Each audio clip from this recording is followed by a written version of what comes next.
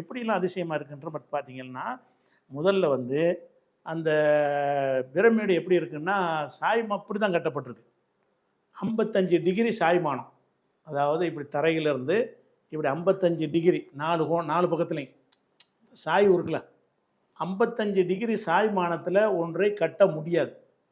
50 இப்படி கட்டிட்டு போகலாம் நீங்கள். அது சாஞ்சிருக்கோ? சாஞ்சு பிரமிட் ஷேப் அப்படி தானே இருக்கு. இப்போ 4 ஜாயிண்டாக இருக்கிறதுனால இப்படி தெரியுது உங்களுக்கு. பிரமிட் எப்படி இருக்கும்னு கேட்டால் இப்போ இப்படி தான் இருக்கும். இதே மாதிரி அந்த பக்கம் கை வச்சுக்கிறங்க. சரி.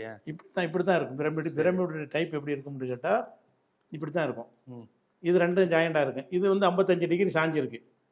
இதே மாதிரி இந்த பக்கம் 4 சுவரையுமே நேர நிமித்தாமல் இப்படி சாட்சியே கட்டுறான்.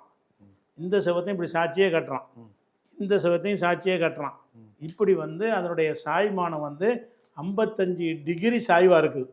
55 டிகிரி சாய்மானத்தில் கட்டவே முடியாது, விழுந்துடும். சாய்வதுக்கு சரிஞ்சிடும். 55 டிகிரியுடைய சாய்மானத்தில் கட்டிக்கிட்டு வந்தீங்கன்னு சொன்னால் அது எந்த ஒரு தொழில்நுட்பத்தை கொண்டும் என்ன செய்ய முடியாது, கட்ட முடியாது.